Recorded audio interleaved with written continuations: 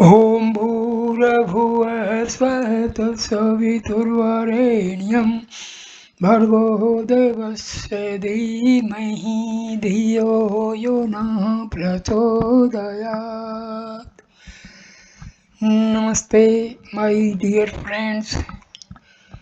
This is video number 7 on the Talks with Swami Vivekananda. I start this video with the talk number 22, and the topics will be the Bengali monthly Udbodhan, its future policy, place the rented mutt premises at Belur year 1899. The Bengali fortnightly magazine Udbodhan was just started by Swami Trigunatita under the direction of Swamiji for spreading the religious views of Sri Ramakrishna among the general public. After the first number had been out, the disciple came to the mutt at Nilambar Babu's garden one day. Swamiji opened the following conversation with him about the Udbodhan. Swamiji, humorously caricaturing the name of the magazine, have you seen the Udbodhana? Disciple, yes sir, it is a good number. Swamiji, we must mold the ideas, language and everything of this magazine in a new fashion. Disciple, how? Swamiji, not only must we give out Sri Ramakrishna's ideas to all, but we must also introduce a new vigor into the Bengali language. For instance, the frequent use of verbs diminishes the force of a language. We must restrict the use of words by the use of adjectives. Begin to write articles in that way and show them to me before you give them to print in the Udbodhan. Disciple, sir, the way Swami Trigunatita is laboring for this magazine, it is impossible for any other man to do. Swamiji, do you think these sannyasin children of Sri Ramakrishna are born simply to sit under trees lighting dhoni fires? Whenever any of them will take up some work, people will be astonished to see their energy. Learn from them how to work. Here, for instance, Trigunatita has given up his spiritual practices, his meditation, and everything to carry out my orders and has set himself to work. Is this a matter of small sacrifice? What an amount of love for me is at the back of this spirit of work. Do you see? He will not stop short of success. Have you householders such determination? Disciple. But, sir, it looks rather odd in our eyes that sannyasin in ochre robes should go about from door to door as the Swami is doing. Swamiji, why? The circulation of the magazine is only for the good of householders. By the spread of new ideas within the country, the public at large will be benefited. Do you think this unselfish work is any way inferior to devotional practices? Our object is to do good to humanity. We have no idea of making money from the income of this paper. We have renounced everything and have no wives or children to provide for after our death. If the paper be a success, the whole of its income will be spent in the service of humanity. Its surplus money will be profitably spent in the opening of monasteries and homes of service in the different places and all sorts of works of public utility. We are not certainly working like householders with the plan of filling our own pockets. Know for certain that all our movements are for the good of others. Disciple, even then all will not be able to appreciate this spirit. Swamiji, what if they cannot? It neither adds nor takes away anything from us. We do not take up any work with an eye to criticism. Disciple, sir, this magazine will be a fortnightly. We would like it to be a weekly. Swamiji, yes, but where are the funds? If through the grace of Sri Ramakrishna funds are raised, it can be made into a daily even in future. 100,000 copies may be struck off daily and distributed free in every street and lane of Calcutta. Disciple, this idea of yours is a capital one. Swamiji, I have a mind to make the paper self-supporting first and then set you up as its editor. You have not yet got the capacity to make any enterprise stand on its legs. That's reserved only for these all-renouncing sannyasis to do. They will work themselves to death but never yield, whereas a little resistance or just a trifle criticism is bewildering to you. Disciples, sir, the other day I saw Swami Trigunatita worshipped the photo of Sri Ramakrishna in the press before opening the work and asked for your blessings for the success of the work. Swamiji, well, Sri Ramakrishna is our center. Each one of us is a ray of that light center. So, Trigunatita worshipped Sri Ramakrishna before opening the work, did he? It was excellently done, but he told me nothing of it. Disciple, sir, he fears you, and yesterday he told me to come to you and ask your opinion of the first issue of the magazine, after which he said he would see you. Swamiji, tell him when you go that I am exceedingly delighted with his work. Give him my loving blessings, and all of you help him as far as you can. You will be doing Sri Ramakrishna's work by that. Immediately after saying these words, Swamiji called Swami Brahmananda to him and directed him to give Swami Trigunatita more money for the Udbodhan if it was needed. The same evening after supper, Swamiji again referred to that topic of Udbodhan in the following words. In the Udbodhan, we must give the public only positive ideals. Negative thoughts weaken man.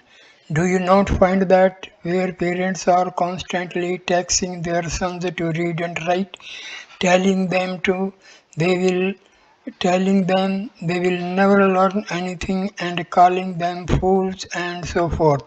The latter do actually turn out to be so in many cases. If you speak kind words to boys and encourage them, they are bound to improve in time. What holds good of children also holds good of children in the region of higher thoughts. If you can give them positive ideas, people will grow up to the man and learn to stand on their own legs. In language and literature, in poetry and the arts, in everything we must point out not the mistakes that people are making in their thoughts and actions, but the way in which they will gradually be able to do these things better. Pointing out mistakes wounds a man's feelings.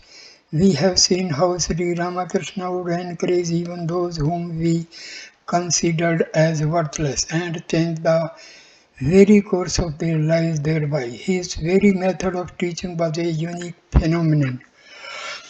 After a short pause, Swamiji continued, never take the preaching of religion to mean the turning up of one's nose at everything and at everybody.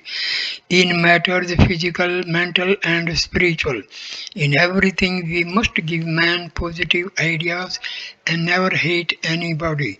It is your hatred of one another that has brought about your degradation. Now we shall have to raise man by scattering broadcast only positive thoughts. First we must raise the whole Hindu race in this way and then the whole world. That's why Sri Ramakrishna was incarnated. He never destroyed a single man's special inclinations. He gave words of hope and encouragement even to the most degraded of persons and lifted them up. We too must follow in his footsteps and lift all up and rouse them. Do you understand? Your history, literature, mythology, and all other shastras are simply frightening people. They are only telling them, we, you will go to hell, you are doomed. Therefore, has this lethargy crept into the very vitals of India? Hence, we must explain to man in simple words the highest ideas of the Vedas and the Vedanta. Through the imparting of moral principles, good behavior, and education, we must make the Chandala come up to the level of the Brahmana. Come, write out all these things in the Udbodhana and awaken everyone, young and old, men and women. They only shall I know that your study of the Vedas and Vedanta has been a success. What do we say? Will you be able to do this, disciple? Through your blessings and command, I think I shall succeed in everything. Swamiji, another thing. You must learn to make the physique very strong and teach the same to others. Don't you find me exercising every day with dumbbells even now? Walk on mornings and evenings and do physical labor. Body and mind must run parallel. It won't do to depend on others in everything. When the necessity of strengthening the physique is brought home to people, they will be of themselves exert in that. It is to make them feel this need that education is necessary at the present moment. Talk number 23. India wants not lecturing but work. The crying problem in India is poverty. Young sannyasis to be trained both as secular and spiritual teachers and workers from the masses. Exhortations to young men to work for others. Place the Belur Mutt while under construction. Year 1998. Disciple. How is it, Swamis, that you do not lecture in this country? You have styled Europe and America with your lectures, but coming back here you have kept silence, Swamiji. In this country, the ground should be prepared first, and then, if the seed is sown, the plant will come out best. The ground in the West, in Europe and America, is very fertile and fit for sowing seeds. There, they have reached the climax of bhoga enjoyment, being satiated with bhoga to the full. Their minds are not getting peace now, even in those enjoyments, and they feel as if they wanted something else. In this country, you have not either bhoga or yoga, renunciation. When one is satiated with bhoga, then it is that one will listen to and understand the teachings on yoga. What good will lectures do in a country like India, which has become the birthplace of disease, sorrow, and affliction, and where men are emaciated through starvation and weak in mind? Disciple. How is that? Do you not say that ours is the land of religion and that here the people understand religion as they do nowhere else?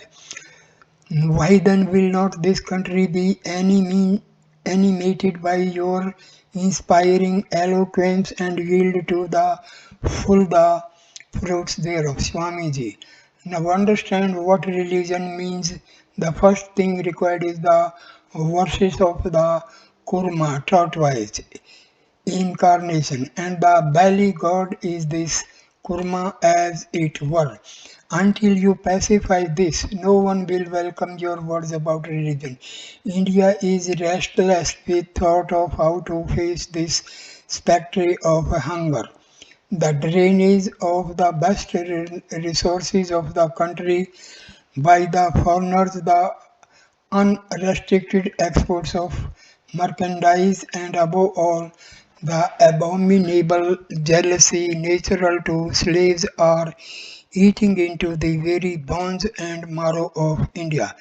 First of all, you must remove this evil of hunger and starvation, this constant thought for bare existence from those to whom you want to preach religion, otherwise lectures and such things will be of no benefit. Disciple, what should we do then to remove that evil? Swamiji, first some young men full of the spirit of renunciation are needed, those who will be ready to sacrifice their lives for others, instead of devoting themselves to their own happiness.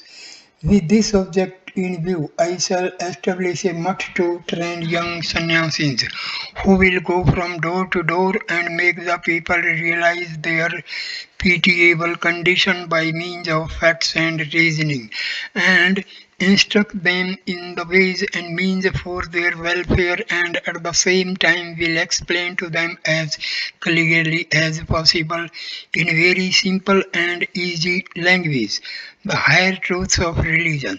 The mass of people in our country is like the sleeping leviathan.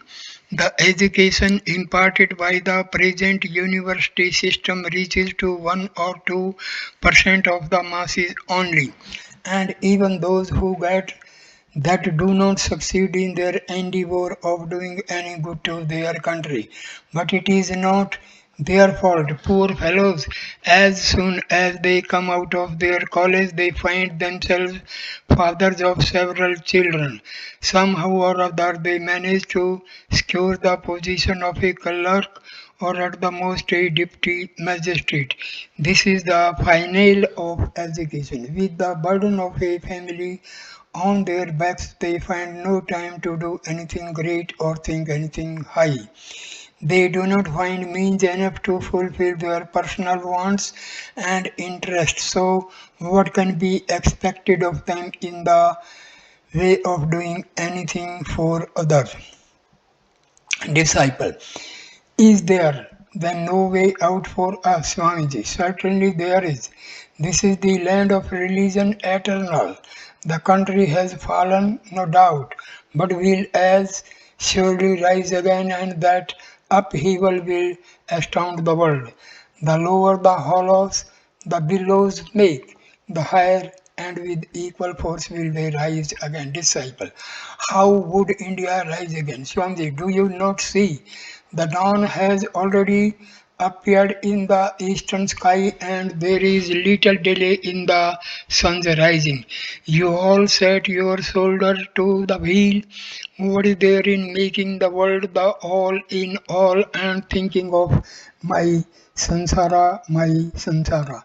Your duty at present is to go from one part of the country to another, from village to village, and make the people understand that mere sitting about idly won't do any more. Make them understand their real condition and say, "O ye brothers, all arise. Awake, how much longer would you remain asleep? Go and advise them how to improve their own condition and make them comprehend the sublime truths of the Shastras by presenting them in a lucid and popular way. So long the Brahmanas have monopolized religion, but since they cannot hold their ground against the strong tide of time, go and take steps so that one and all in the land may get that religion. Impress upon their minds that they have the same right to religion as the Brahmanas. Initiate all, even down to the Chandalas, in these fiery mantras. Also instruct them in simple words about the necessities of life and in trade, commerce, agriculture, etc. If you cannot do this, then fie upon your education and culture and fie upon your studying the Vedas and Vedanta. Disciple. But where is that strength in us? I have felt myself blessed if I had a hundredth part of your power, Swamiji. Swamiji, how foolish! Power and things like that will come by themselves. Put yourself to work, and you will find such tremendous power coming to you that you will feel it hard to bear. Even the least work done for others awakens the power within. Even thinking the least good of others gradually instills into the heart the strength of a lion. I love you all so much, but I would wish you all to die working for others. I should be rather good to see you do that, disciple.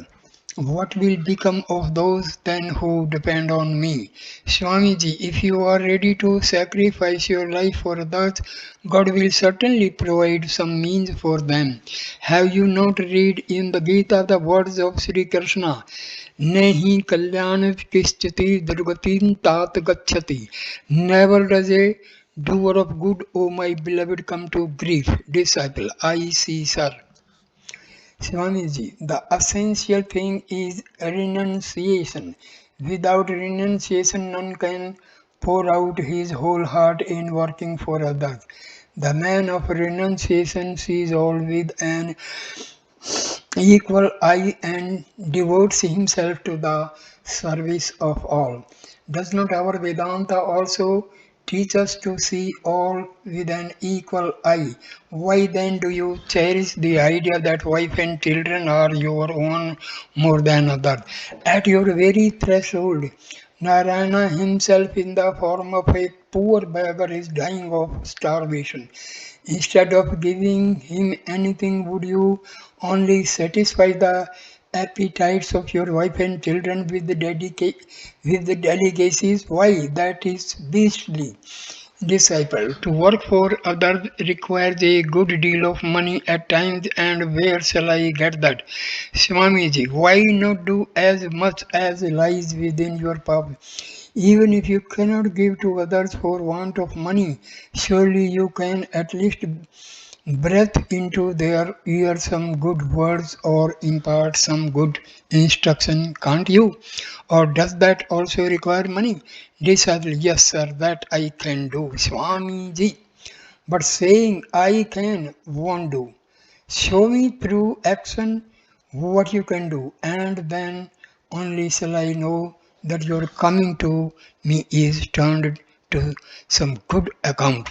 Get up and set your shoulder to the wheel. How long is this life for?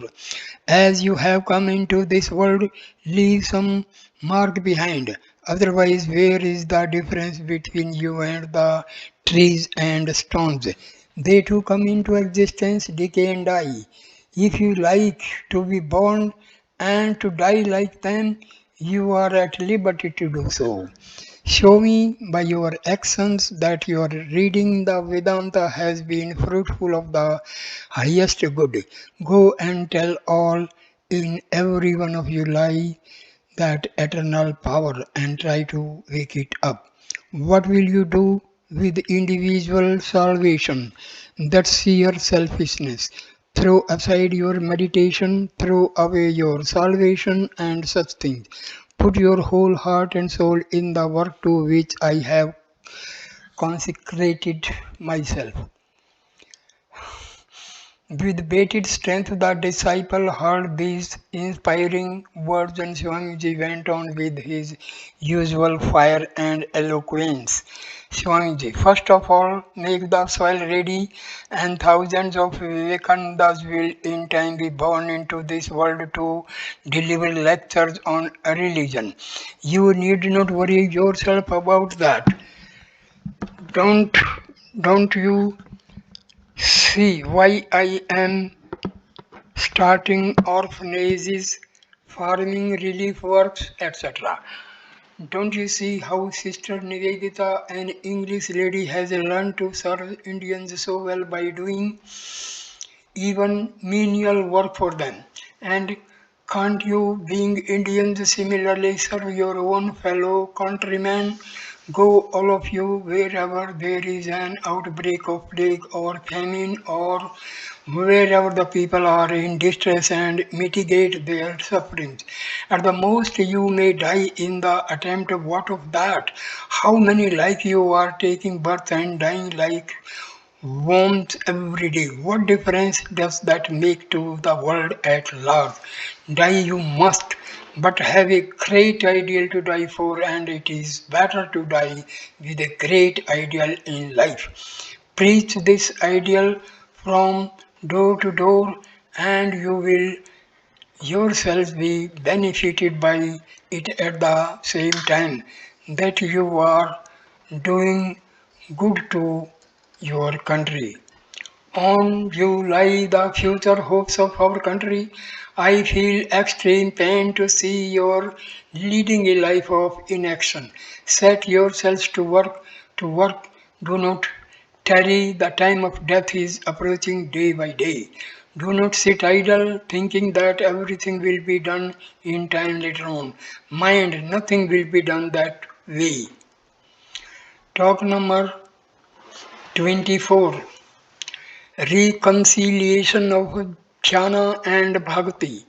Satya Chit Ananda. How?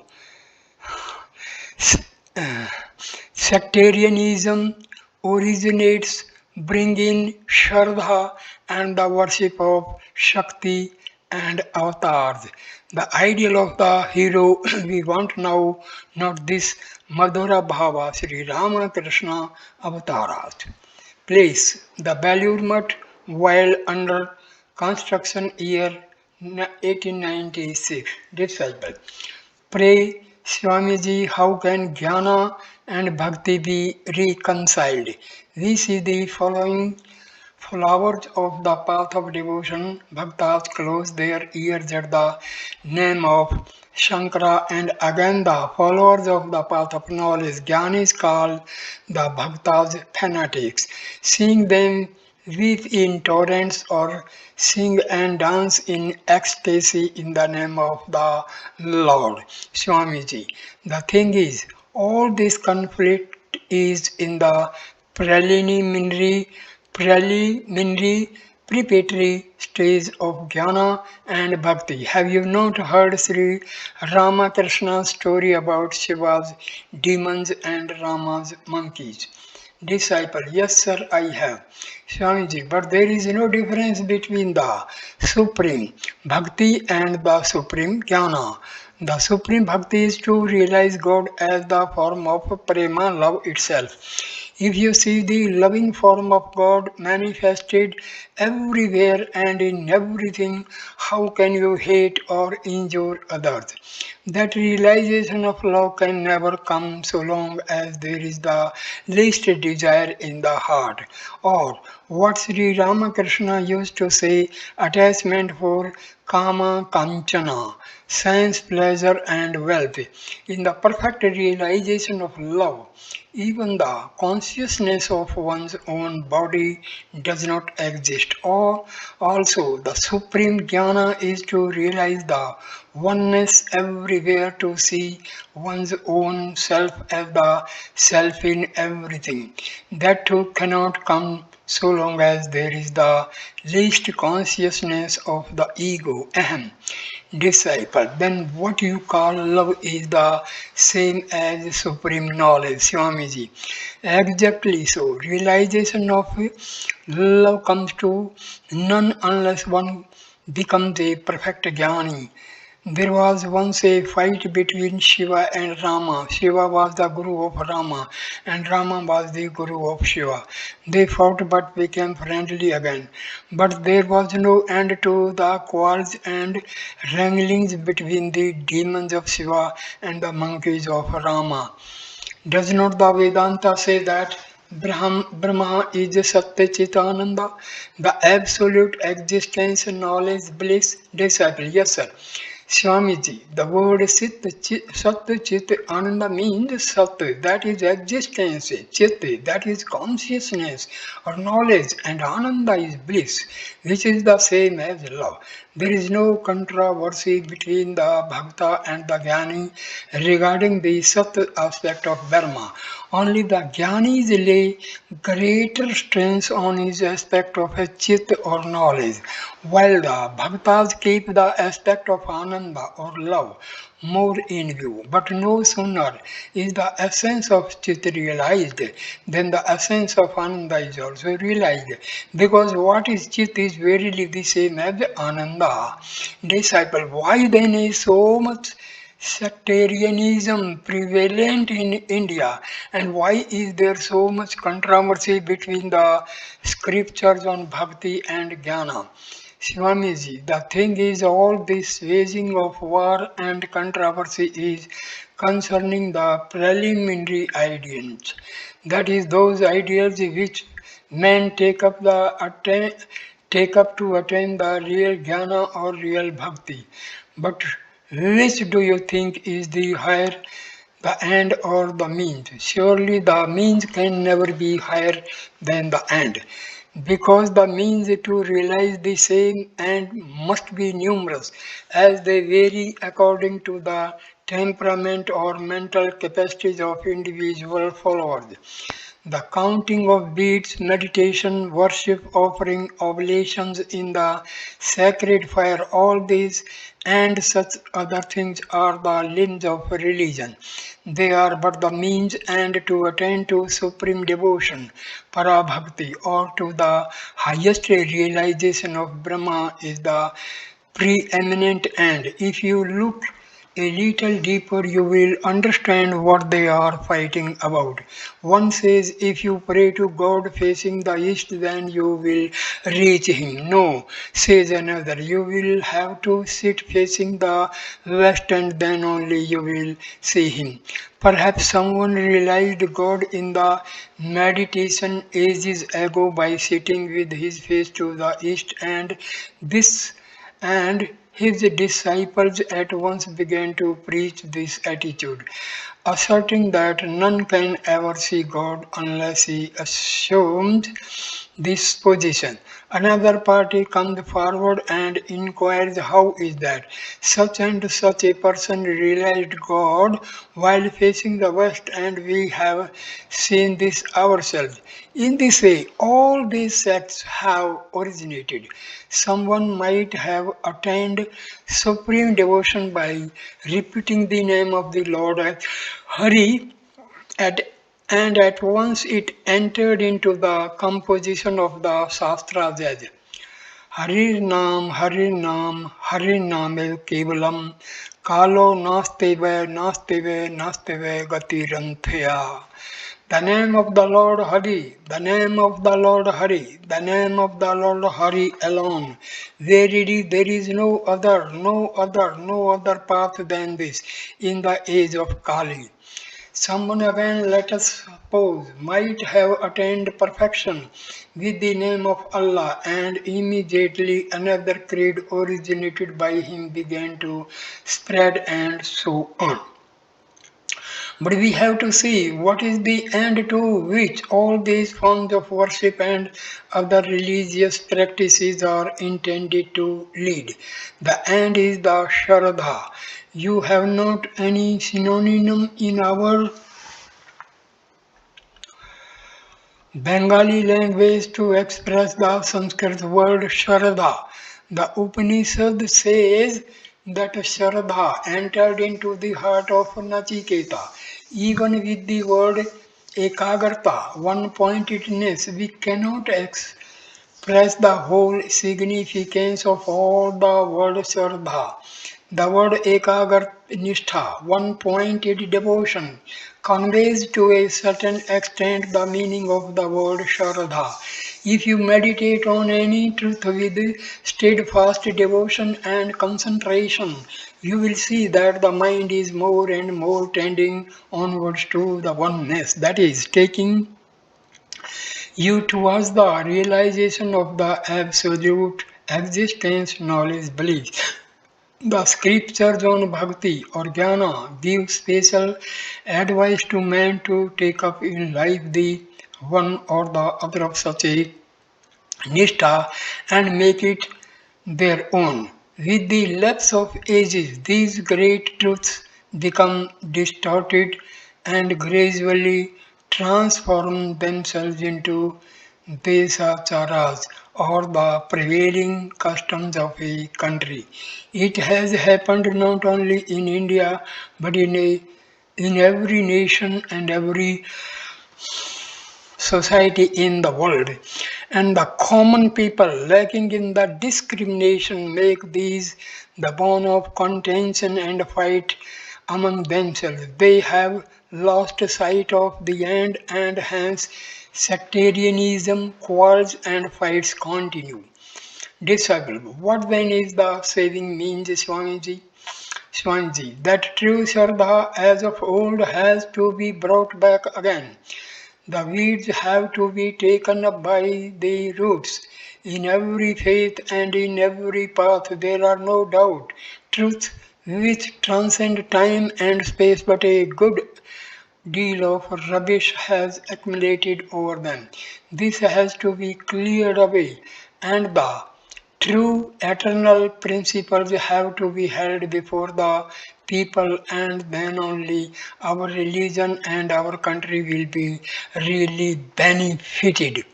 Disciple, how will that be affected? Swamiji, why? First of all, we have to introduce the worship of the great saints, those great souled ones who have realized the eternal truths are to be presented before the people as the ideals to be followed, as in the case of India, Sri Ramachandra, Sri Krishna, Mahavira, and Sri Ramakrishna, among others. Can you bring in the worship of Sri Ramachandra and Mahavira in this country? Keep aside for the present the Vrindavan aspect of Sri Krishna and spread far and wide the worship of Sri Krishna, roaring the Gita out with the voice of a lion, and bring into daily use the worship of Shakti, the Divine Mother, the source of all power. Disciple, is the divine play of Sri Krishna with the gopis of Vrindavan not good then?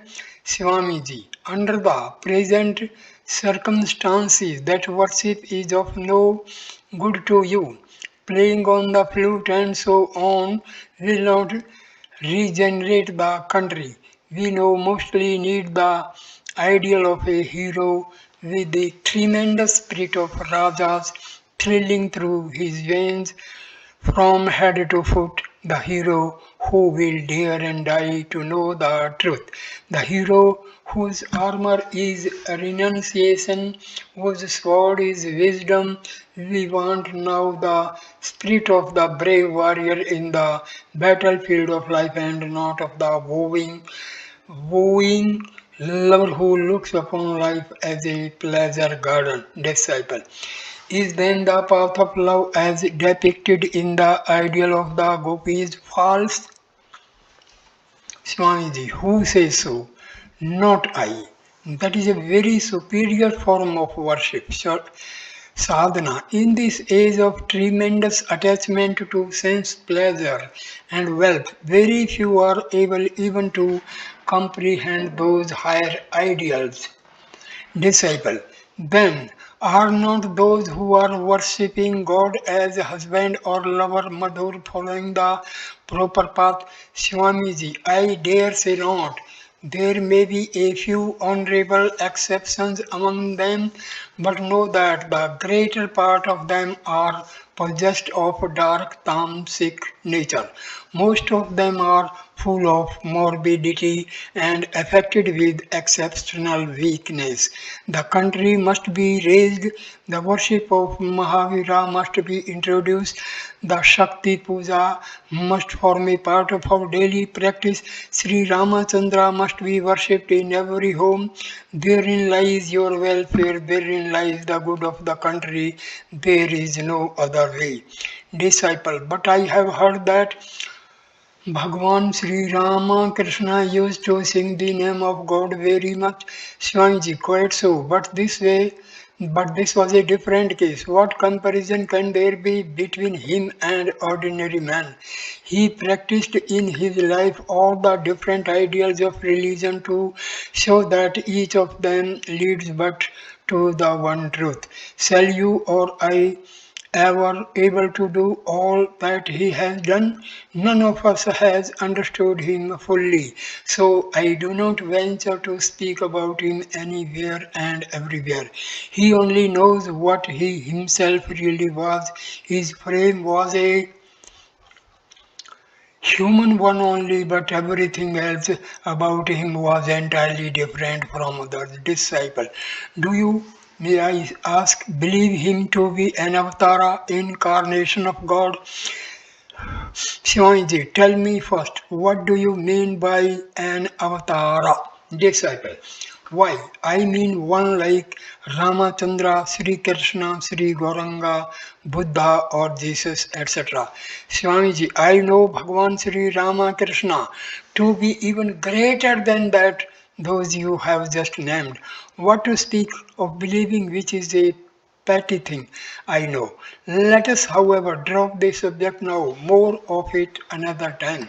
After a pause, Swamiji continued, to re-establish the Dharma, there come Mahapurushas, great teachers of humanity, suited to the needs of the times and society. Call them what you will, either Mahapurushas or Avatars. It matters little. They reveal each in his life the ideal. Then by degree shapes are molded in their matrices. Men are made. Gradually sects arise and spread. As time goes on, these sects degenerate and similar reformers come again. This has been the law flowing in uninterruptedly success. In un, uh, the law flowing in uninterrupted succession like a current down the ages. Disciple, why do you not preach Sri Ramakrishna as an avatar? You have indeed power, eloquence, and everything else needed to do it. Swamiji, truly, I tell you, I have understood him very little. He appears to me to have been so great that whenever I have to speak anything of him, I am afraid lest I ignore or explain away the truth. Lest my little power does not suffice, lest in trying to extol him I present his picture by painting him according to my lights and belittle him thereby. Disciple, but many are now preaching him as an avatara. Swamiji, I'll let them do so if they like. They are doing it in the light in which they have understood him. You too can go and do the same. If you have understood him, disciple, I cannot even grasp you what to say of Sri Ramakrishna. I should consider myself blessed in this life if I get a little of your grace. Thank you, my dear friends, for listening this video with patience and devotion. I end this video here, and the video number 8 will start with the talk number 25 and page 186. Thank you, my dear friends, for giving your patience. Please like, comment, and share the video and subscribe the channel. Namaskar.